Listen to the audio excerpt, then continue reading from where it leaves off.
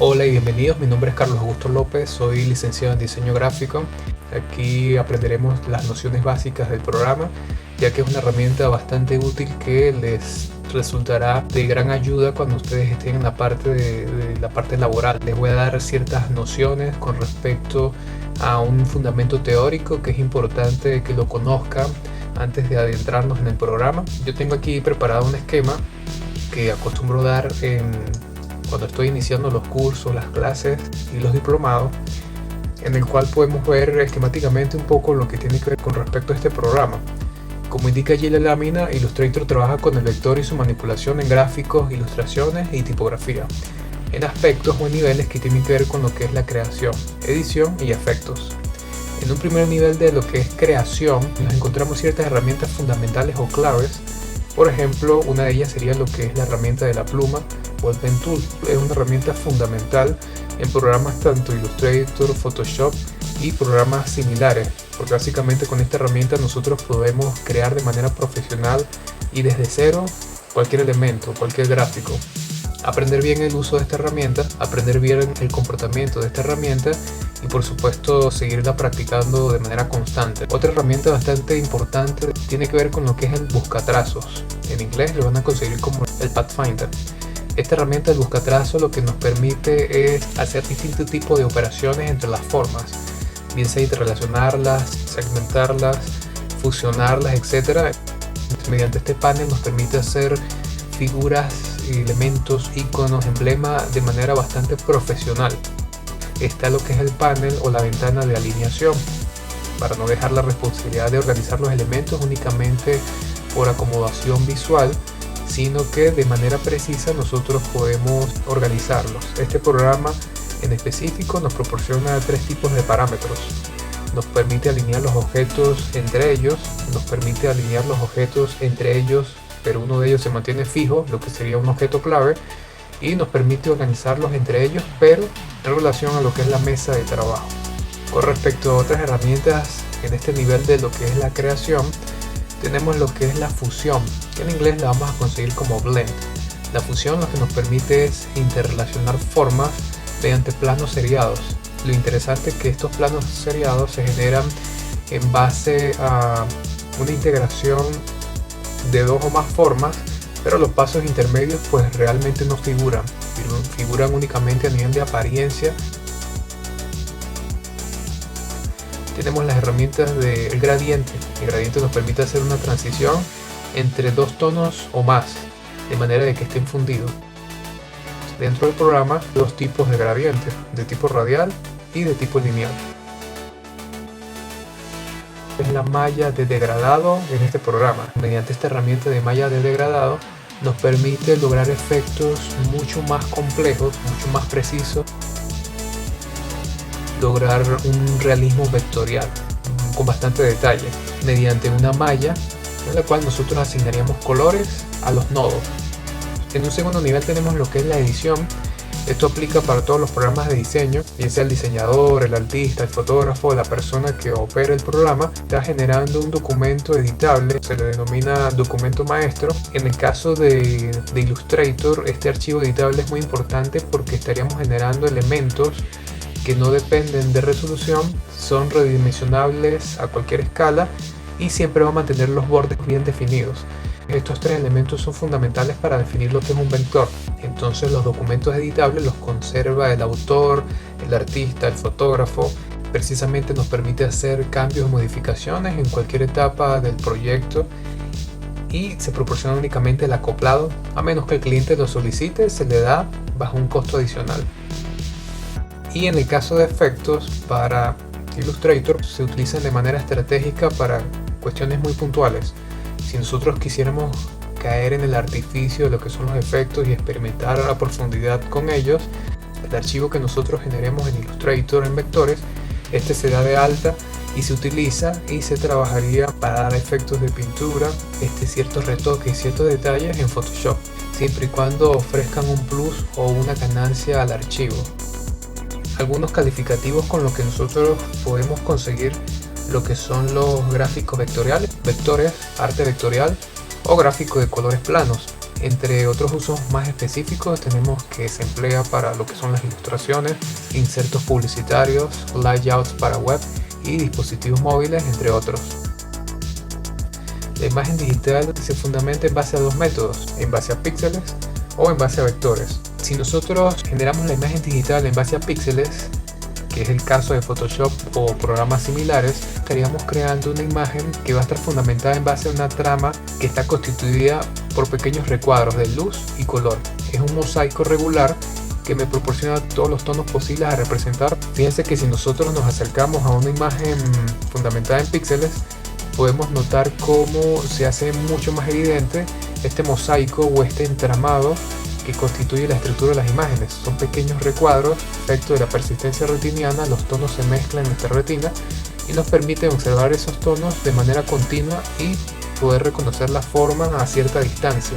Se hace evidente esta trama de pequeños recuadros cuando nosotros magnificamos o nos acercamos a una imagen, pero cuando nos alejamos podemos percibir que se reconoce todos sus elementos.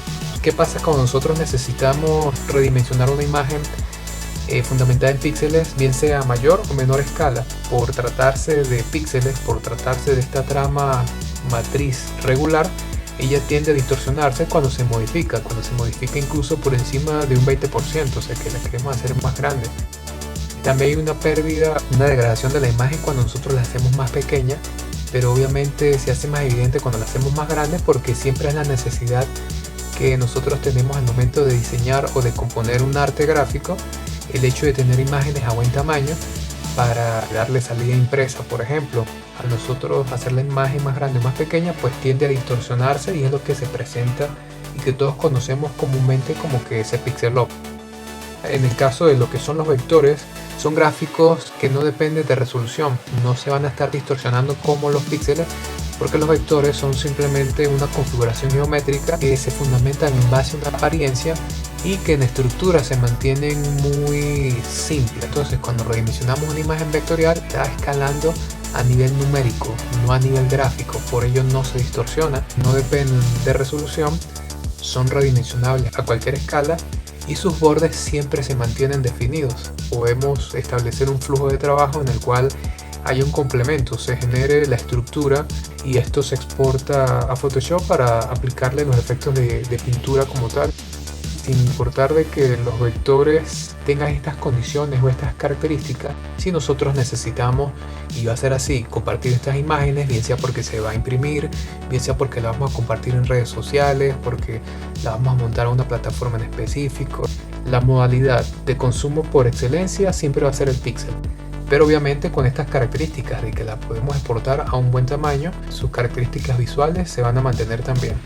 Cuando nosotros trabajamos en digital, todo archivo nace en digital, modo RGB, por sus siglas en inglés, que sería rojo, verde y azul, red, green y blue. Tres tonos fundamentales primarios nos va a proporcionar todos los tonos posibles a representar en lo que es pantalla. Esto es un modo o espacio de color en el cual en distintas proporciones nos da todos los tonos posibles, y por mezcla absoluta donde los tres se funden me da como resultado blanco. Entonces podemos ver de que parte de negro, que sería la ausencia de luz. Si no hay luz, no hay ningún tipo de reconocimiento de formas, no hay ningún tipo de formación de color. En distintas proporciones nos va dando los distintos tonos posibles, y en concentración absoluta de estos tres tonos me da lo que es el blanco como tal. Esto se denomina la síntesis aditiva. 0 prácticamente es el negro o la ausencia, y 255 es la máxima pureza del tono, donde tiene la máxima intensidad. De 0 a 255 combinaciones por cada canal de color, para el canal del rojo, para el canal del verde y para el canal del azul. Me da aproximadamente más de 16 millones de colores y de combinaciones posibles a representar, porque está muy próximo a lo que es capaz de percibir el espectro del ojo humano. Cuando nosotros necesitamos dar el paso o la transición de nuestro archivo a lo que es una salida impresa, entonces debemos cambiarlo como característica de preprensa. Este archivo ya tiene que estar pasado de modo RGB, en el cual lo trabajamos al final, entonces nosotros lo pasaríamos a CMYK, que sería el cian, magenta, amarillo y negro. El modo o espacio de color para lo que son los impresos es una síntesis por mezcla sustractiva. En principio, en teoría, estos tres canales, al combinarlos, ya no me da blanco como el anterior, sino negro. En teoría, en la práctica no da negro. Para que realmente nosotros obtengamos un negro enriquecido, un negro puro, hay que añadirle una cuarta tinta que sería el negro solo. Viene quedando entonces en base a 4 canales, a diferencia del modelo anterior. El color clave o llave de Kiss se utiliza la letra K. Este modelo de espacio de color es porcentual, va de 0 a 100% como la máxima cantidad o concentración de tinta. No son colores luz, sino son colores tinta, colores pigmento. En este caso parte de blanco, que sería la ausencia de tinta, y el soporte sería aquí el papel. Hay otros modos de espacio de color que nosotros lo podemos observar propiamente en el programa. Para no extendernos en el tema por el momento, comentarles de que los espacios de color es las distintas maneras en las cuales se interpreta como tal. Hay 3 estándares. Cuando es proyección por pantalla, el estándar sería 72 dpi. Es la característica fundamental que encontramos en las imágenes en la web, que es la autopista de la información. Entonces las imágenes están optimizadas para ser visualizadas, para ser consumidas de esta forma y no para ser impresas. Pero si nosotros necesitamos imprimirlas, debemos doblar la resolución, trabajar con una recíproca, que eso ustedes lo verán en específico con una interpolación o hacer otros métodos allí, lo verán en específico en la materia de Photoshop. Pero el punto es de que nosotros, si necesitamos imprimir, aunque sea en una impresora casera, es importante que el archivo esté por lo menos de 100 a 150 dpi. También sobre todo lo que tiene que ver con plotters de impresión, que básicamente utiliza como el mismo sistema o método de impresión que una impresora, que es eyección de tinta líquida. Entonces también para lo que es tratándose de plotters, que tendría que ver lo que es gigantografía o publicidad exterior, maneja una resolución intermedia de 150 e incluso menor, puede ser 100, menor aún, sobre todo cuando los impresos son a gran escala. Esto quiere decir que hay una relación inversamente proporcional. Cuando trabajamos con publicidad exterior y son vallas y son elementos bastante grandes, la resolución tiende a disminuir, y cuando el tamaño es más pequeño, la resolución tiende a aumentar. Por ello entonces la resolución para impresos podemos interpretarlo de lo anterior. El mínimo va a ser 300 dpi. Este es el estándar que se necesita como requisito para preprensa, para nosotros mandar a imprimir algo de manera profesional. Ya no se trata de mandar a plotear algo, ya no se trata de mandar a imprimir algo sencillo en nuestras impresoras de mesa, en nuestras casas, sino necesitamos hacer un trabajo profesional y que de pronto requiere un gran tiraje, una gran cantidad de impresión por lotes. Es importante proporcionar el archivo con estas características. Tendría que estar en CMYK como estándar mínimo o 300 de resolución. Esto para proporcionar un buen detalle. Como les comento, va a ser una pieza, los impresos son piezas relativamente pequeñas que nosotros vamos a consumir, vamos a leer. Es importante que tengan buen detalle.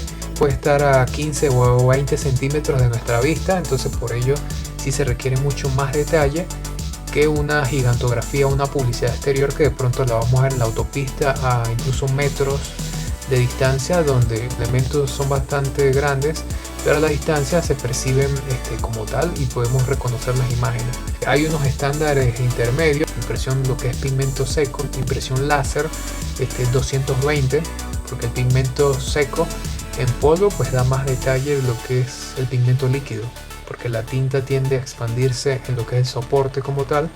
En el caso de las imprentas utilizan un pigmento que es oleopastoso, bastante rendidor, que se utilizan para generar y para entintar y reproducir los colores como tal.